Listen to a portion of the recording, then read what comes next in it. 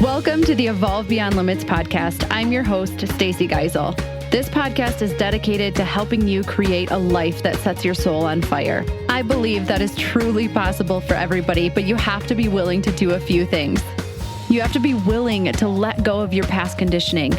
You have to be willing to break free from societal norms. And you have to be willing to get really curious about your life and how you can start to look at it differently. Each week, we will hear stories from people who have done exactly this. People who chose to disrupt the life path they were on, go against the grain, and share the lessons and perspective shifts they had to make along the way. Every episode is committed to not only inspiring you and connecting you with other amazing humans, but actually giving you the tools that you need to use this information in your own life so that you continue to evolve and reconnect with your highest self. In today's episode, are you ready? Let's have some fun. Emily Cincotta, offer and marketing strategist, podcast host, and co-founder of the Elevated Xchange, joining us. Emily is passionate about helping online coaches and course creators bridge the gap between idea and profitable execution. We have a lot of fun in this episode. We talk about the importance of following your gut. Emily shares with us and opens up about her rock bottom moment and how she was able to lead herself out of that. We talk about courage in entrepreneurship, what it takes to be humble and have some humility, and how that can be one of the best things that you can do is be willing to actually take a step, quote unquote, backwards in order to slingshot forward. We talk about putting the ego aside and tuning into your emotions and how that's so important when you are walking this path. So I'm truly excited for you to hear everything about it. Thank you for tuning in to this insightful episode. I know you are absolutely going to love it. So let's dive right in. All right, everybody. Welcome back to the Evolve Beyond Limits podcast. I'm so excited to have Emily here. Thank you for being here. I am so excited to be here. Thank you so much for having me on, Stacey.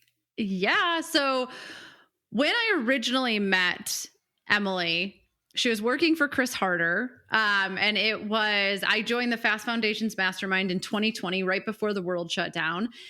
And now you're working for yourself, helping coaches do marketing and offer strategy and things like that. So I want to talk about how you kind of landed here, some of the pivotal moments in your journey, as well as maybe some of the lessons that you've learned along the way, and whatever other rabbit hole we end up falling down.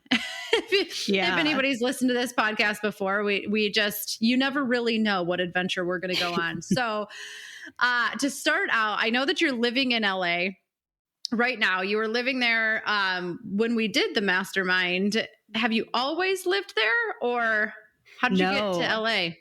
No. So I am an LA transplant. I grew up in Wisconsin. I grew up in a town right outside of Milwaukee called Wauwatosa.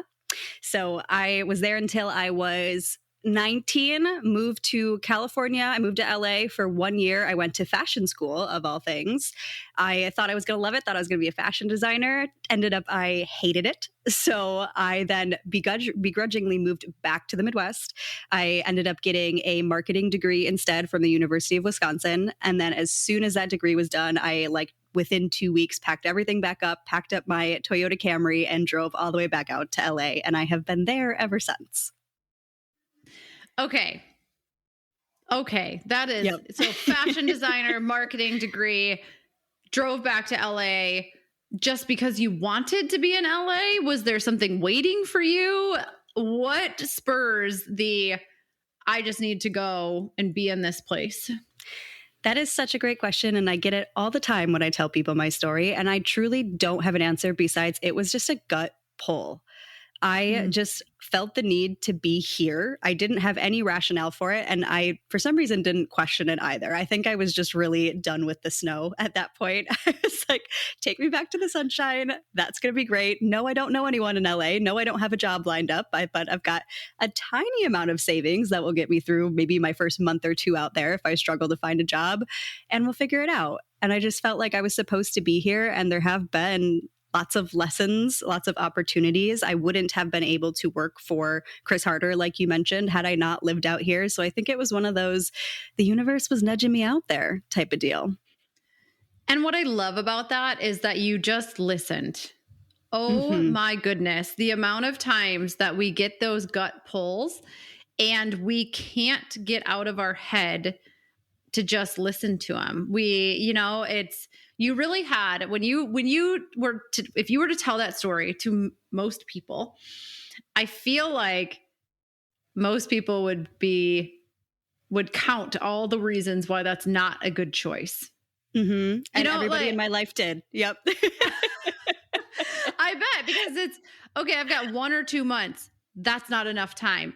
No, it's not. There's nothing waiting for me. There's so many, there seemingly could be so many things working against you, but it's the power of the gut of, you have no idea why this is where you need to be, but you do. So how did you navigate everybody telling you this is not a good plan?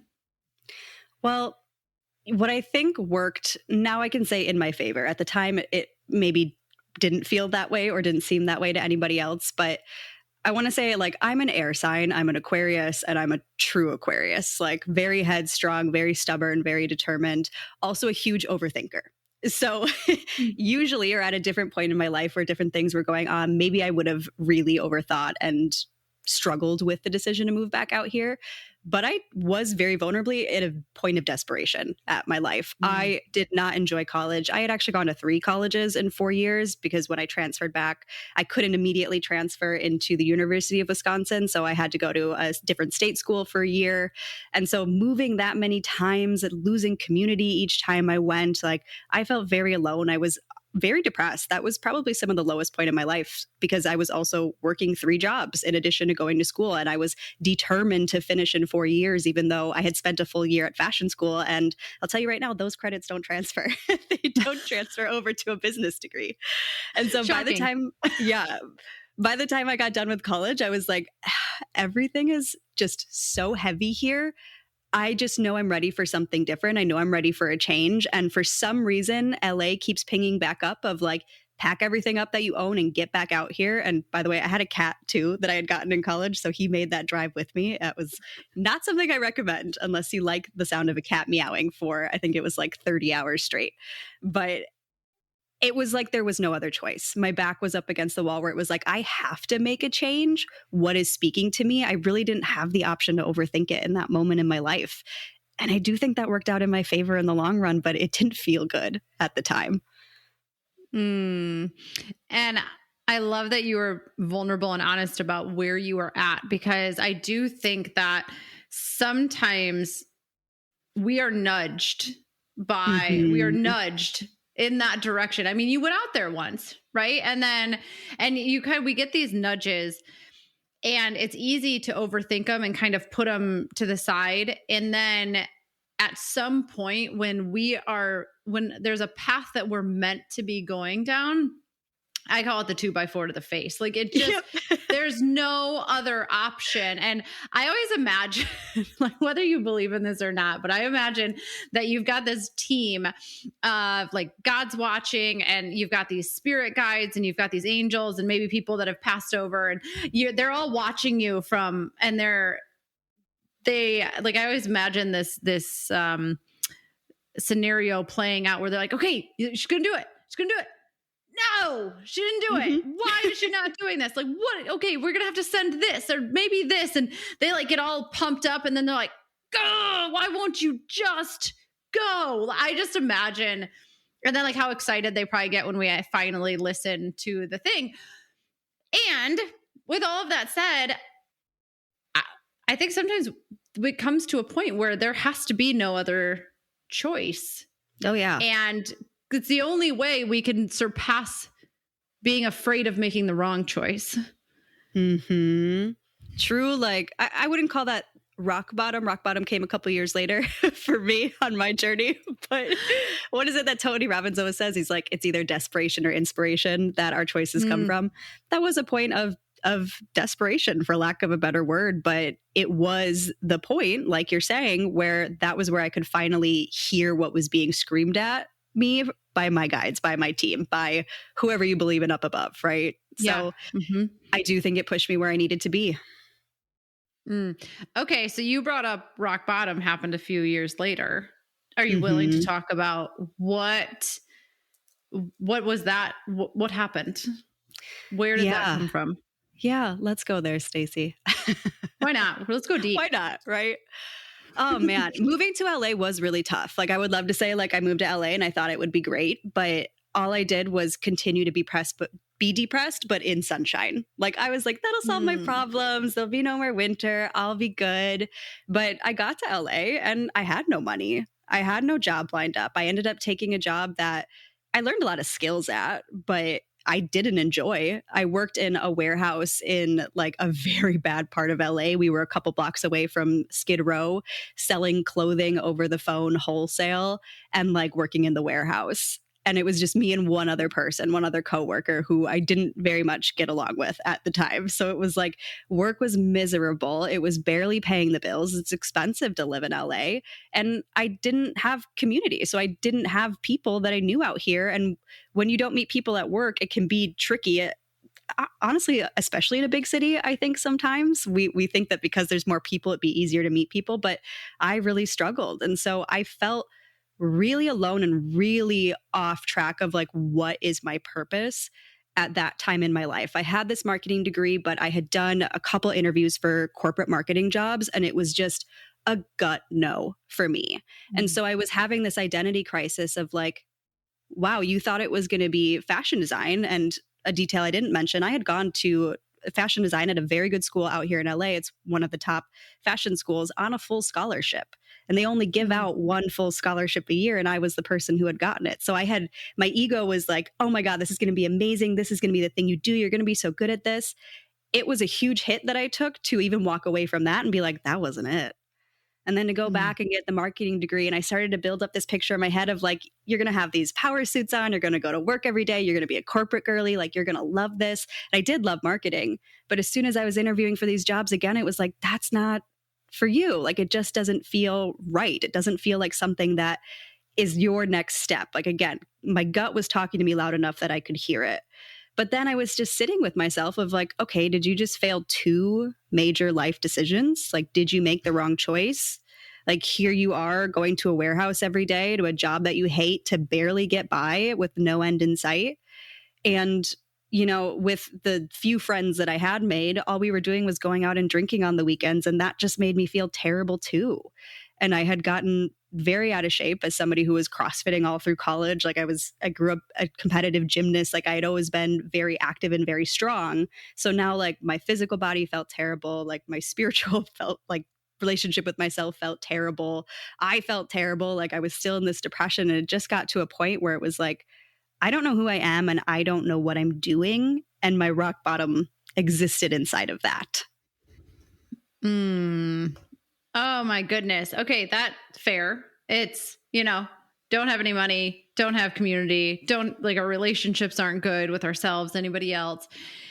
And it's interesting because I would love to get your take on this and we'll continue to talk about it, but it's almost like sometimes we have to be pushed so far into nothing feeling right that we finally surrender to like, I don't care anymore. And I don't mean that. That sounds really bad. I actually said this a few days ago to my husband, full transparency. I was in this state of like, we just went through miscarriage. My business is confusing. I don't know. Like I had to drop a huge part of my business that I thought was going to be something. I don't know what it's supposed to be. It's like this identity thing. And I finally just like broke down and was like, I don't care anymore. And it sounded really bad. And he's like, can you please care? Can you please care? And I was like, no, I can't. But it's not a bad not care. It's like, I am so done I had spent 2 years almost going completely against myself to try to be and say the right thing and build my business the way that everybody tells me I'm supposed to build my business and do this and do that and be successful. And I was like, I just don't care anymore. I don't care what people think of me. I don't care what I say. I don't care if I say it the right way. I don't care who I make mad. I don't care what path God takes me down. I don't care. And it was actually, I think a better way of putting it is it's a total moment of surrender, because I don't know where to go at this point. And so, and like me trying to force my own agenda and thinking that I know what is the best path, it's just not working anymore. And going against myself and feeling like not feeling good about myself, I'm just done with it.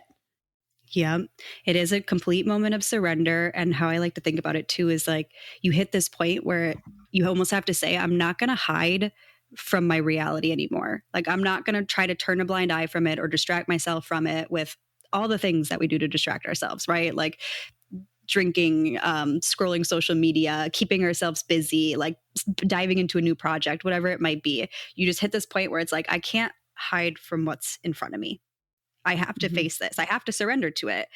And then I have to make decisions to shift. I have to make decisions to change things.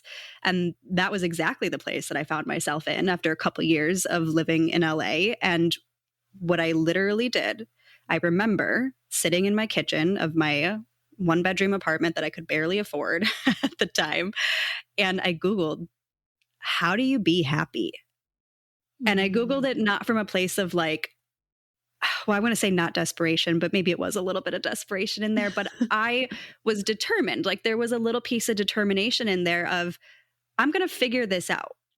Like, here's the logical air sign coming in too, where I was like, there's got to be a way where you can hack this. Like, there's got to be a way where I can shift the way that I'm moving through life or thinking about things or, you know, showing up for myself. Like, there's got to be a way I can change my chemical makeup on my own here. And what that led me to, that Google search, was a blog post with a list of podcasts. And one of the podcasts that stood out to me was Earn Your Happy by Lori Harder. Who is the wife of Chris Harder, who you mentioned that I worked for at the start of this podcast. And I started listening to her religiously. And as I was listening to her religiously, talking about, you know, stepping back into your power, finding your confidence again, moving through the tough things in life, I also started working out again. And I ended up losing, I think it was like the 30 pounds that I had gained. I started to feel better about myself. I was going to the gym before and after work. So I was, you know, on my grind of 6 a.m., go to work in the terrible warehouse, but then go back out and go find my community at the gym again and do another workout with my friends there. And I started to feel so much better. And I, at this point, had actually reached out to her and been like, can I work for you? Like, do you need an intern? Do you need anybody?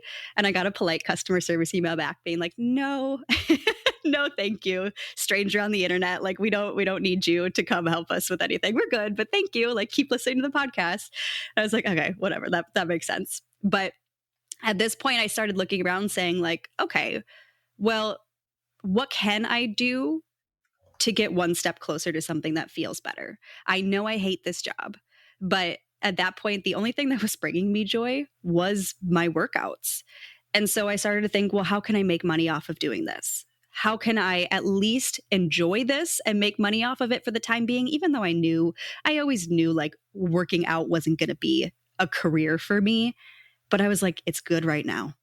And I'll take that. Like, I'll take something that feels better than what I'm doing right now. So I started Googling how to become a personal trainer, gyms in the area that are hiring. And I ended up finding a boutique gym that, oddly enough, was just a couple blocks away from where I was working. LA is kind of funny in that it's got pockets where it'll be, like I said, I was Skid Row adjacent. So I was in a very bad part of town. But if you go 5 blocks north, some of the most expensive property in that part of LA is there. So that's where the gym was.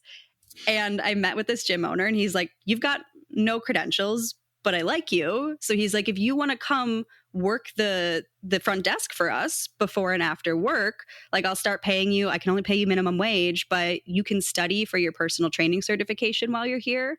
And I'll pay the bill for your personal training certification, like if it works out type of deal. So I started doing that. And that eventually snowballed into a personal training career, which I'm like, do you want me to pause the story here? Because there's a lot that I already just dumped there.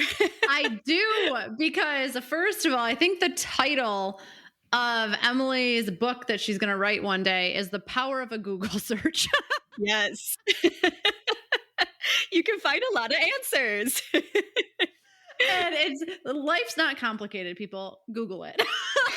No, if one thing away from this entire episode, there it is. No, but I'm joking, but I'm not, because it's so, I just love it. I love that when in doubt, you went to Google, which this is also the power of your intuition, is just start something. Like, you don't know where it's going to lead you. And the fact that it led you to this podcast and you started to do that, and then you did one thing that made you feel good, which was, I'm going to work out. And I've actually been working a lot with my clients about the fact that so many people, they feel a certain way.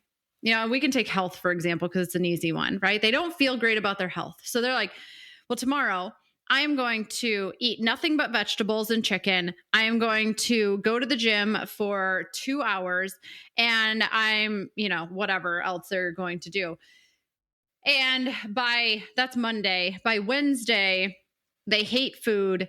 They're so sore. They don't know what to do with themselves. They can't get to the gym, and they're burnt out because they're not doing anything else. They don't have time for anything else that they want to do. And it's such a huge mistake that I watch people make. And you can put this into any category of your life. Instead of trying to change everything that you were struggling with. Like, you made a whole list. I didn't have money. I didn't like my job. What's my purpose? Having this identity crisis. I don't have, like the relationships that I want to have.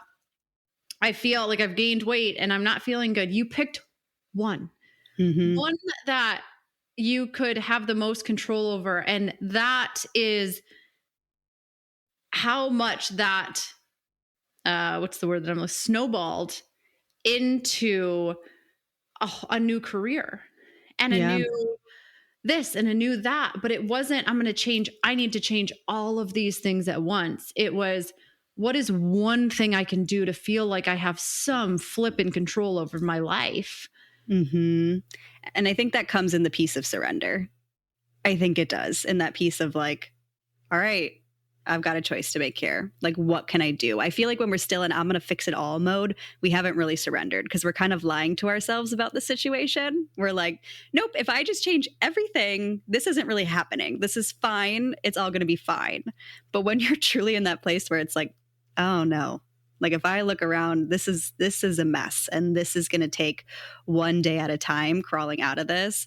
You really can't go for that like perfect mentality, all or nothing. Sometimes you really only can take that first step.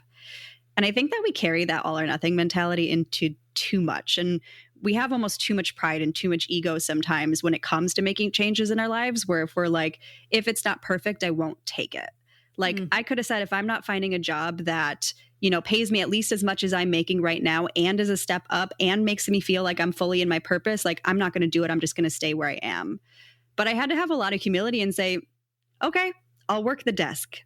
I'll work minimum wage at this, even though I have a college degree, I have student loans, I have, I'm not a teenager, right? Like I'll go back to minimum wage. And what's more, I'll come and I'll be there at 6 a.m. before I go work a full 9 to 5, and then I'll come back after. And on top of that, I'm also going to study for my personal training certification. Like, not only does that take grit, but what it takes more that I think is the harder piece is it takes humility of like, all right, I'm just going to put my head down and work. And I'm going to accept that this is where I need to be. And of course, that was my version of it. But so often when we're making change, we have to be willing to do that and realize it's not going to be perfect right away. And you might have to take some steps back. And I'm doing air quotes here, because how else are you going to set yourself up to really slingshot forward into that career that you do want if you're not willing to take it one step at a time? I do think that we've kind of gone into, and I know that one of the things I love about you and just attracts me to you is I watch you really challenge some of the things that have become, and I'm putting this in air quotes, normal through online coaching and different paradigms that people are going, like, kind of putting out there. And one of them is, I posted something, it was a long time ago, but it was like, just because you're worthy of something doesn't mean that you don't have to work for it. Yes. And this is like, so I would love to just get your thought. And I think that's a lot of what you're saying is, just because, you know, there's this whole, like, you're worthy of everything in the world, you are, and you're going to have to work for it. You don't get it just like tossed to you in this world. And can you take your ego down a notch and be willing to start over, to be willing to start at the bottom? Because just because you have all of this skill set and all of these different things doesn't mean that you automatically should be charging $3,000 a coaching session, or, you know, just, I think there's a disconnect there. I think so too. I really do. Because yes, you are worthy of everything you want out of life. Like, you are worthy of everything you can dream up. Like, you are worthy just because you are. But why are we tying self-worth to these, like, physical, very materialistic reality type of situations? Like, yes, you are worthy of making $1 million, but that doesn't mean that you're at a level in your business yet of experience. And it means that you also have the quality of product and the quality of service yet, if you're just getting started, to, like you said, charge exorbitant amounts of money for your coaching or whatever it is that you sell. It is exactly what we're talking about, of this piece of humility and saying, like, I'm new at this, or I'm still learning at this. I'm going to charge a rate that doesn't have my self-worth tied up in it. Like, this is such a nuanced conversation, because on the same side of this, or on the other side of this rather, I will see somebody who just genuinely isn't valuing their services. And it's very natural in that place to say, like, you need to value yourself more. Like, you need to see the value in what you bring to the table. But there is this weird pendulum swing where we've gone to this exacerbated side of it, where it's like, because I am inherently worthy, therefore I'm going to charge a price point that maybe actually isn't reflected yet in my services, because I just don't have the experience yet. But I think that there's a piece in there where we need to decenter ourselves from the pricing conversation, because it doesn't make sense that you're going to charge based on your worth versus, like, based on the quality of the service and the level of service that you are ready to bring to the table. It's a big conversation, but we could have a whole nother podcast on this, because that was always one of the things that I was really struggling with. And quite frankly, I think part of what fell through the cracks for me even was, your worth has nothing to do with a dollar amount. So correct. Why is this the conversation that we're having? And it's funny, because when I talked to you about this, and I was talking to a woman here in Greenville, and I was telling her about how I got started and went from nursing to nutrition coaching. And I was telling her this story. So I was a nurse, and then I started this company called Especially for You, where we did fitness for special needs adults and children.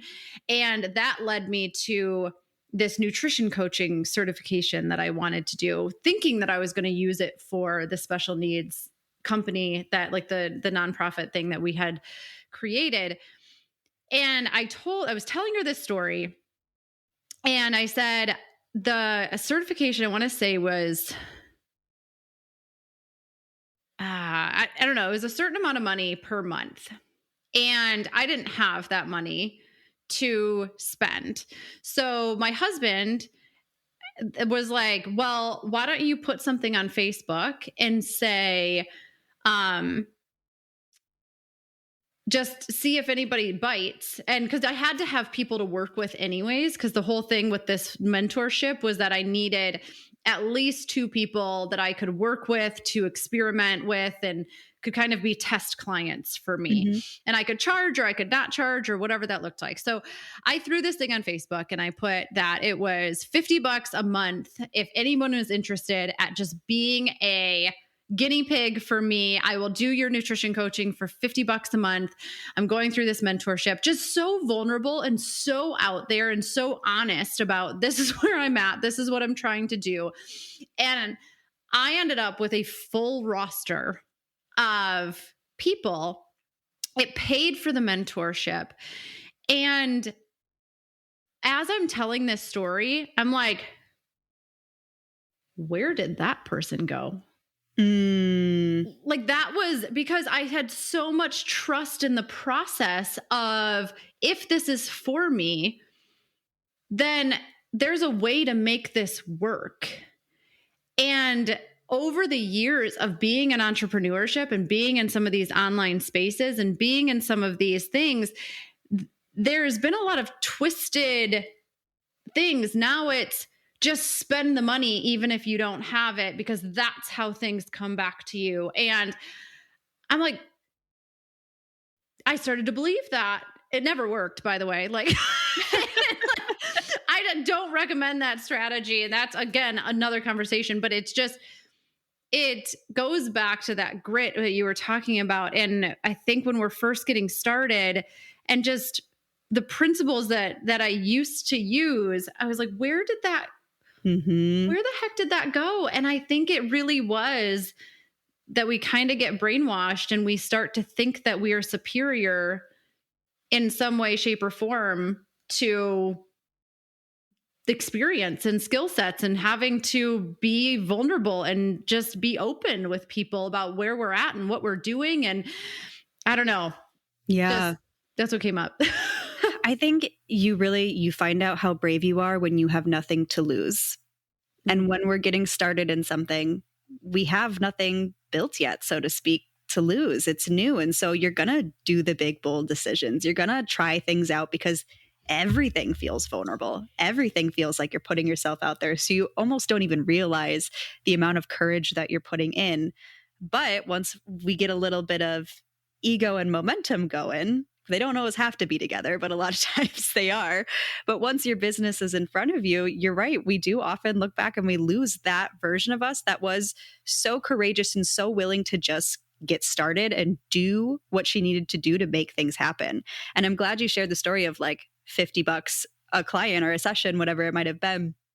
I worked for free when I got started. When I realized I wanted to start this business, I quite literally did free sessions just to make sure, like, one, I had something that worked. Number two, I could get some experience going.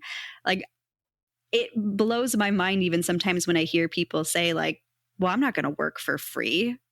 And I'm like, I get it, but do you have clients lining up to work with you? No, we got to get the ball rolling. Like, you got to get started somewhere. What do you need to do to make that happen? And maybe it's not free. Maybe it is a very low cost, like beta group that you're going to start with, but you got to start where you got to start. Like, we don't get to skip steps there either. We're not entitled to the world just because we declared we're going to get started in our business or in entrepreneurship. And I think you're right too. And I think there was an essence of it when I went through that, when you went through it, is like, you're not attached to anything yet. You're not attached to the result, the outcome. You're like, I don't know, I'm just going to fuck it and find out. Like, that's kind of the way. And I laughed because for the first 2-3 years of being an entrepreneur, that was my attitude. Like, fuck it and find out. Like, I was just like, we're just going to see what happens. And you're right. It takes a lot of courage.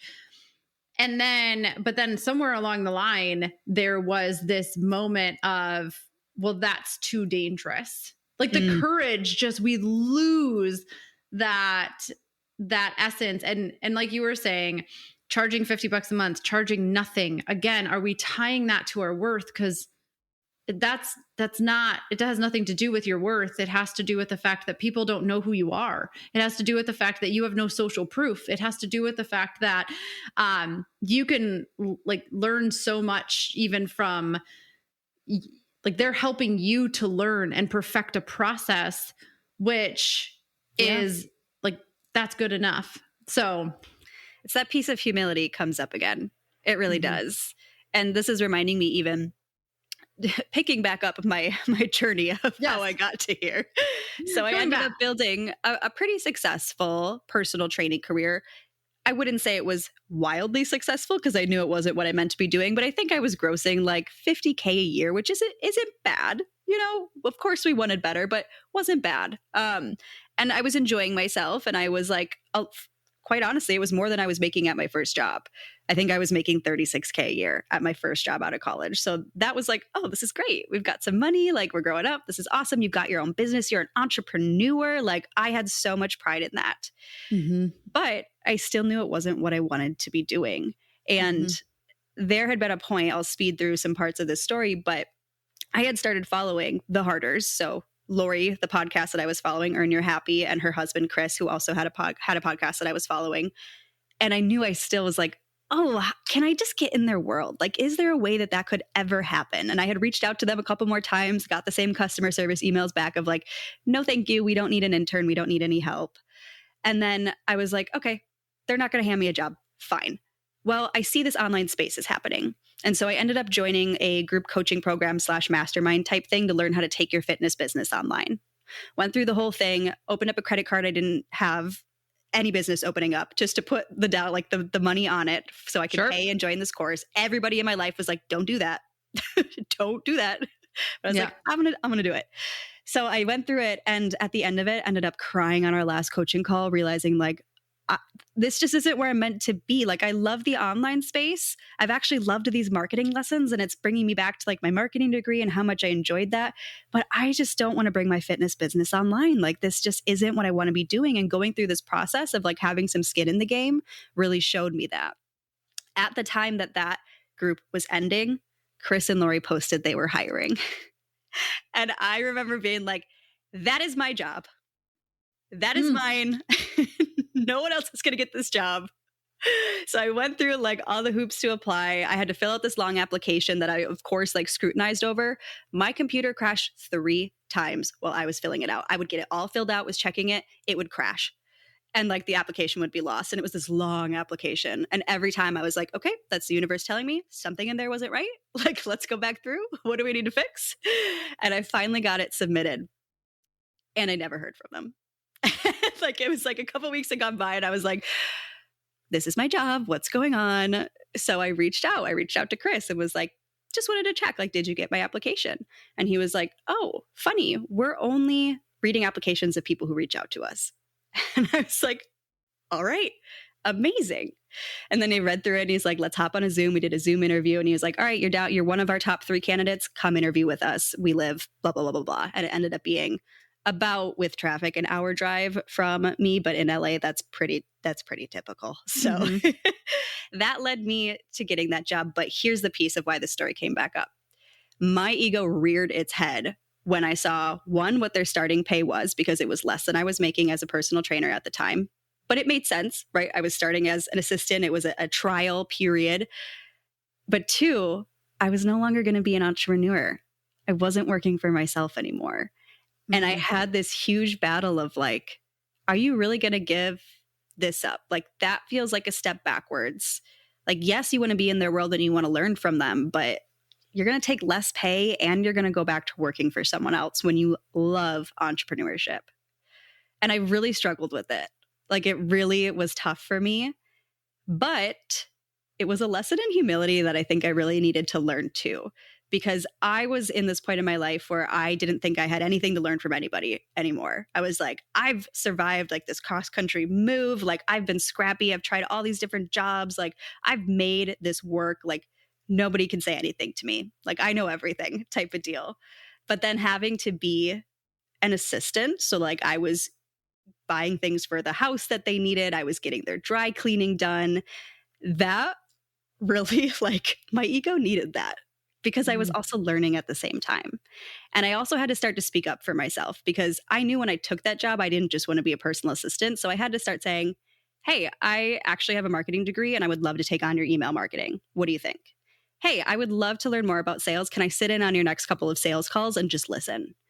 And I had to do that for the next couple of years until we got to a point where I was like, can I not be an assistant anymore? Can I take on this other role? And they were like, of course, you're already doing it. But I had to learn how to like speak up, but also be in a place of humility where I'm like, I'm still learning. I had to let a lot of things go. Like they called me on a lot of my shit at the time, my mindset stuff that was coming up, and they forced me to grow as a human. And it was the best thing that I ever did to set myself up for when I was eventually going to leave and start this business. There were so many lessons I had to learn first that I would not have gotten to learn had I not, like we were saying before, been willing to take a quote unquote step back of like, I'm going to step out of entrepreneurship. I'm going to take a pay cut. I'm going to go back to having a boss and doing some grunt work so that I can set myself up to be one step closer to where I ultimately want to be.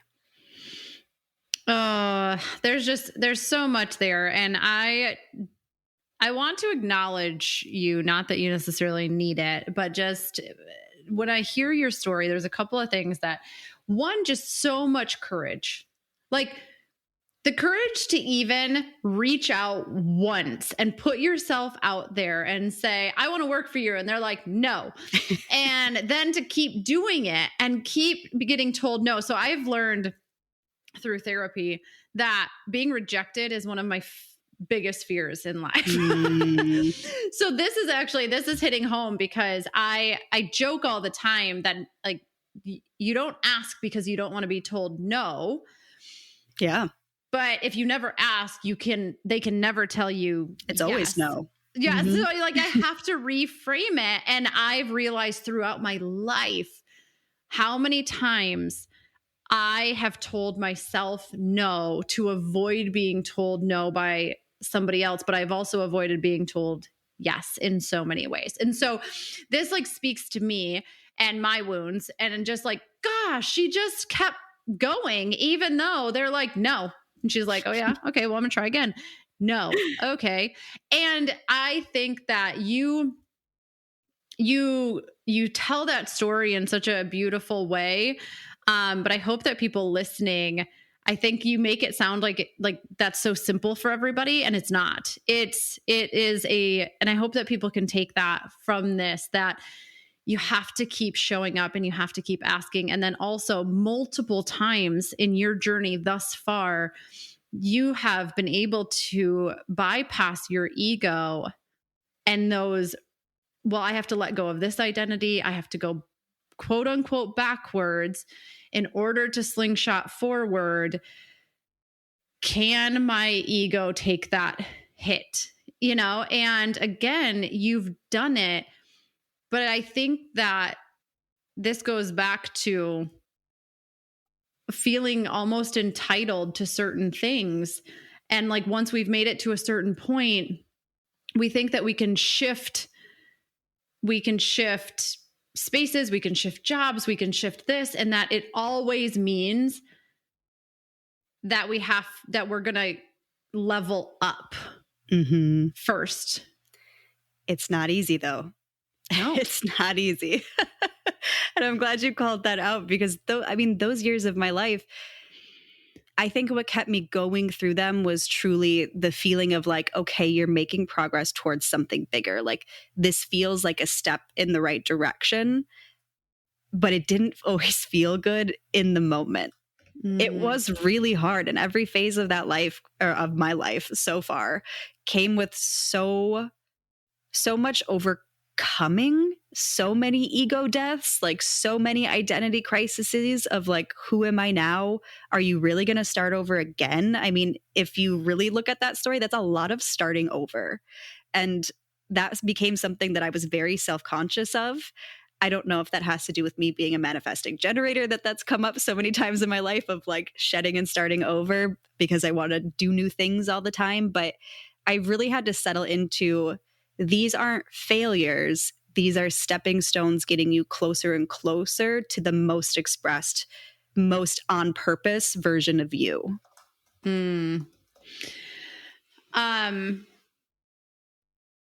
There's so much I could say. I think that I love that you said this is a step in the right direction, because and we've said it a couple of times, that it feels like a step back. And what a powerful reframe to be able to say, this is just a step in the right direction for me. And what if we didn't put a label on it, right? Like back, front, whatever that looks like. It's what is it's a step in the right direction. And I know that in my life, I've realized that over the last 5 years, I have literally in every essence of my life, relationships, career, business, like wealth, everything. It's all crumbled at some point, and I've gotten the opportunity to rebuild it in a way that is more in alignment with the truest essence of who I am. Mm-hmm. And those can all feel like failures. It can all feel like backward steps. It can feel like I've started over in all of these areas. And what if that's the point? Mm-hmm. Right? Like, what if I always relate it to the Tower card in tarot. Nobody wants to pull the Tower card because it means that something's about to crumble. Something's about to crumble. But why? Because it was built on a shitty foundation to begin with. And so it's never going to make it to where you need to go. So can you surrender and allow it to crumble so that you can rebuild it in a way that feels more in alignment with who you are? And when I look back over my own journey and I listen to yours and we pull that together, we let those things crumble so that we could rebuild them in a way that was fulfilling and was closer to being in alignment with our truest essence, rather than maybe what everybody told us that it should be, or, whatever that looks like. So, yeah, that I was having a conversation with some of the women in my mastermind this morning that is so related to what we were talking about. And it was the idea that when you decide that you are ready for more, when you decide that you're ready for a change in any capacity of your life, you have to confront what's been holding you back. And so all these triggers start to pop up. Everything that you didn't want to face starts to be front and center because you can't go past it without moving through it. But a lot of times those things that are holding you back are also the things that are holding your current reality together. And so that's where we start to see, like, it feels like life is crumbling down around you. And it's like, why is everything falling apart? Because like you said, you're quite literally breaking down that shaky foundation that was barely holding you where you are anyways. And if you want to build further, you quite literally have to rebuild it. And so like, yes, everything's crumbling, but the cruel irony of healing and getting used to your healing journeys being something that just pops up every time you're ready to up level is you realize that it is quite literally all happening for you. Now, we don't have to pretend that doesn't mean it's not fun in the midst of it, but it can maybe offer you a little bit of peace of like, okay, this is leaving my life for a reason. I'm making space for something bigger, something better, something more aligned. It's so good too. And I always say behind every breakdown is a breakthrough, right? And I actually think that maybe part of the point of life is how many times can we die and be reborn in one lifetime? I think sometimes this is what I envision, the story of Jesus and the resurrection. Like maybe this was the point. It was like, how many times can we like die and be reborn in one lifetime and just like resurrect ourselves over and over and over. But I think that we can resist the breakdown because as a collective right now, we are so intolerant of low frequency emotions. We don't want to feel guilt and shame and sadness and grief and anger and fear. We don't want to feel all of these things.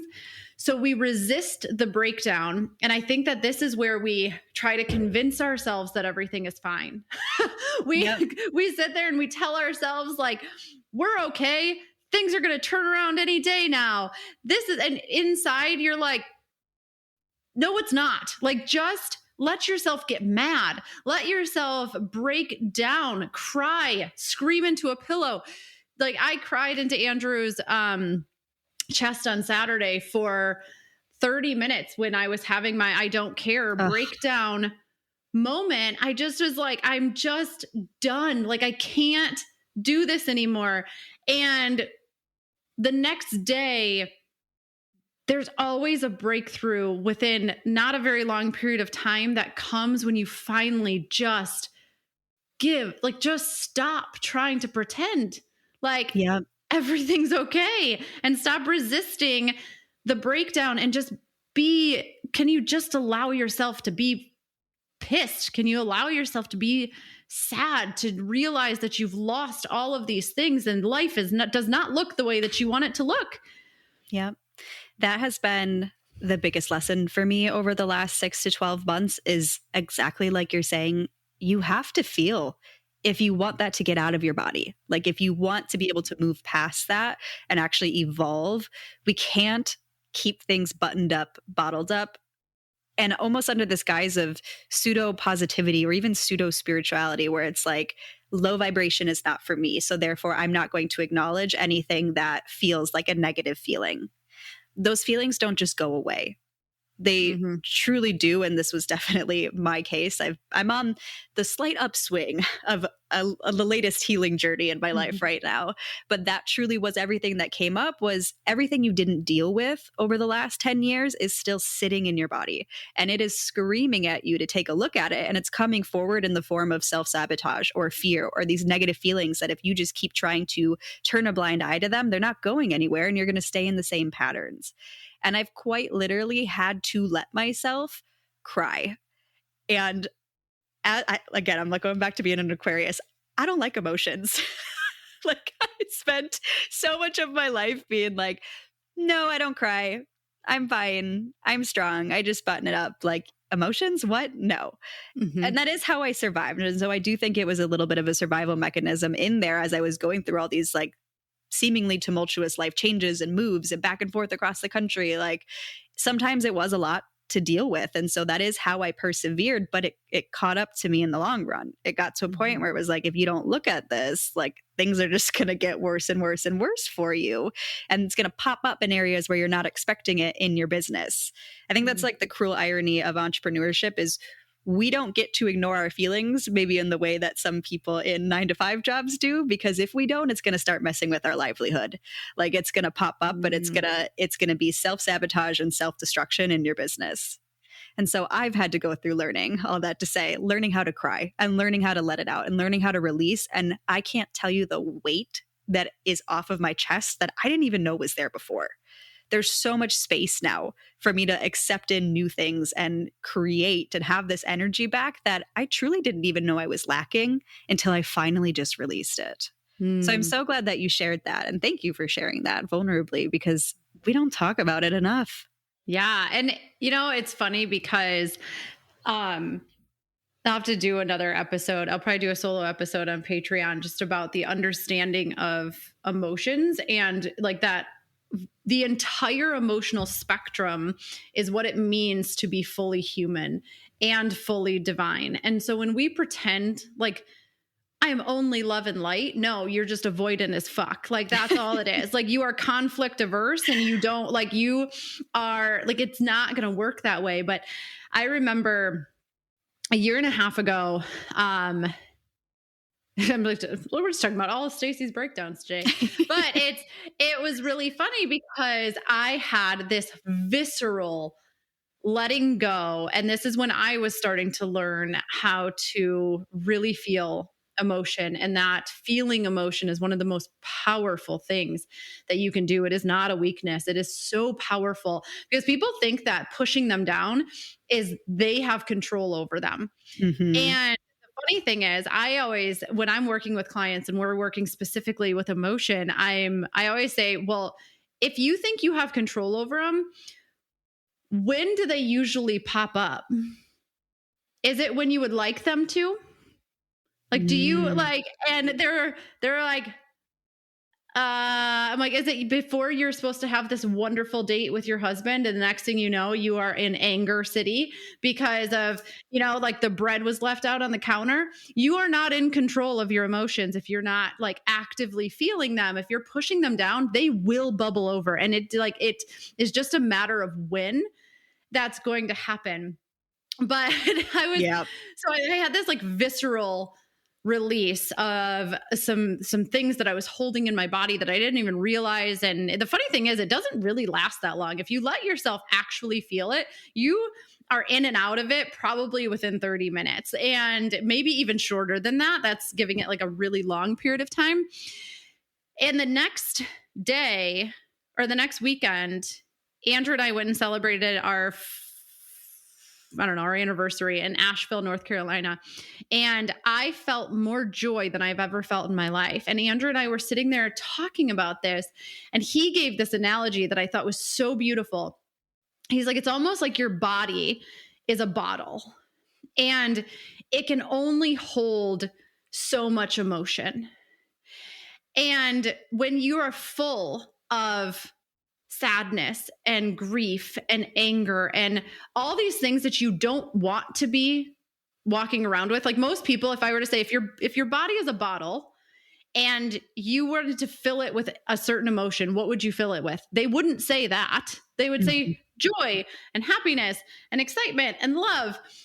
Well, if you never release those other emotions, then your bottle is completely full and there's no room to experience the other side of that. So people are walking around actually very numb and with this low level of this baseline of sadness and anger and shame and guilt and fear, because they never let it out, because it's not okay, right? Yeah. We're not taught, we don't know how to express that. We don't know how to let it out, but nothing else fits in the bottle, right? So until you let it go, you can't fill it with anything different. Yeah. And so that is such a good analogy. So if you're somebody who doesn't cry, come talk to me for a few minutes. Yes, but I also want to underline what you said just a couple of moments ago of like, it's not as bad as you think it's going to be. I was so afraid that if I let myself feel my emotions, it would be like, an overflowing river that I couldn't stop. Like it would be like, there's no end to this. It's going to be so painful. I can't deal with this. I can't face it. But then it really just, it comes up in these waves, and I'm working with a healer right now on it. And he's like, Emily, stop fighting the waves. When the waves come up, just let them happen. And I'm like, okay, fine. Like, I'll try it. Like, fine, I'll cry. But when I actually let myself do it, you're right. It's like 10, 30 minutes, do a little journaling after. Okay, great. Here's what came up and here's what I learned from this. And then it's like so much space. I feel like I can breathe deeper. I feel lighter. I don't feel like that heaviness doesn't come with you. It literally leaves your body. So like you said, you can fill it up with something that you want to be there instead. Oh, and thank you for sharing that. And I do think that is the fear, is if I let 1 ounce of this out, that it's never going to stop, because I've held so much of it in, and just giving yourself permission to ride that and allow yourself to kind of just move through it. And it is hard. It's not, you need a safe place to be able to release those emotions. And so if this is you and you're kind of in this spot, you may consider working with somebody who's going to give you permission to feel or to help you understand your emotions in different ways. So thanks for sharing that. I didn't know we were going to go down the emotional, Who knew? Who knew? See, this is what we do here. Okay. Well, I want to honor your time. So I always like to just end the podcast with one final question, which is, and I know you've talked about it a little bit, but what is something that you are, like a lesson that you're just currently in the middle of learning or moving through at this point in your life? Oh, this is such a good question. Let me think. I'm learning so many things at this moment. Amen. Okay, that I haven't shared yet. This has been a big one for me. So much of my ego has been tied up in the past of doing things quickly and getting rapid results and being good at something so fast and having the proof of like, see, I'm good at this. Validate me. Everything's good. I'm great. But in this season of life, I have been so challenged on timelines where I've had to look at what I want to do, because I have my coaching business and I'm also starting a events company with two friends of mine. We started a new company at the start of this year. As I'm learning to balance both, I've had to let go of so many timelines that I had for myself that really, if I look at them at the end of the day, they were just ego-based. I just wanted to have this done by this time so that I could say, look at this big milestone that I had. And isn't this great? And aren't I great? But I've had to be honest of like, well, if you want to do things well, and if you want to serve the people in your world at the quality and capacity that they deserve, you can't do this all at once. And so things are going to take longer. You're going to have to not have these shiny milestones to show off in the time period that you wanted to. And detaching from that has been so incredibly freeing in a way that I didn't even know I needed, of like, I don't need to get my validation from that anymore. And I'm going to say this is probably in tandem with the healing that I'm doing, but that lesson of like, you really are only on your own timeline. And we hear this all the time, and maybe this is cliche and cheesy, but stop comparing yourself to other people online because no one is looking at you that hard. Do something that you are proud of on a timeline that feels good to you. And it's going to be so much more rewarding than if you try to rush things and when you rush, they just don't end up at the quality that you wanted them to. So that's my lesson of like, take your own timeline and do things well. I love that. And I think that it reminds me of like the Manny Gen. We are some of the most impatient beings on the planet. Yes, we are. And so I always call those the imaginary timelines. I'm like, oh, I put an imaginary timeline on this because nobody told me that this had to get done by this point. And it's also, in a lot of ways, you are, again, it's that forcing. You're forcing it to get done within your timeline rather than there's probably a bigger, more I say bigger, but you know what I mean? Like a higher perspective timeline that it would fit a lot better and things would actually turn out significantly. Like you're saying, the quality would be better. Everything would feel better. You don't have to feel stressed. You're going to have this like energetic of lightness and excitement behind it rather than it feeling like this stressful thing that you have to make it through. But it's part of the way that we're wired. And in our root center, it's dictated a lot of times by pressure. And the pressure is actually the pressure to get something done because then we feel like we can rest. That's interesting. So it's like this really interesting because you think that you're just like, why am I pushing this so much? And what it really is that you think that you get to rest at the end of it. But what ends up happening to every single person is that at the end of that, guess what? There's something else. You start the next thing. The rest never actually comes.